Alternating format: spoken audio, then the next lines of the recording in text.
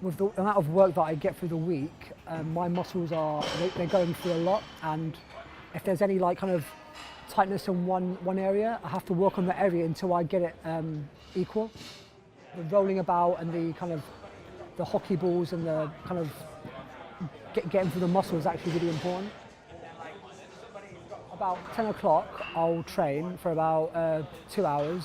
The first hour is like completely bench press, and then the second hour is more like accessory stuff.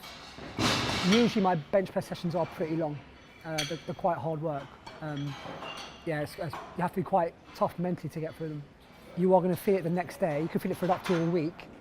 The high intensity days are the days where you have to really focus. I'm always really hungry after a session, so I make sure like I have my meals with me, because I meal prep a lot of my food. So I always have a meal with me, and I make sure that I eat straight after, just to get the recovery in.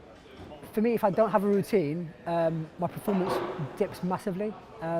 I've always kind of structured up my day, and I feel like that structure gives me direction, and you can actually cram in a lot in that schedule. And if I don't do that, everything gets really disorganised, and I hate disorganisation. It drives me crazy.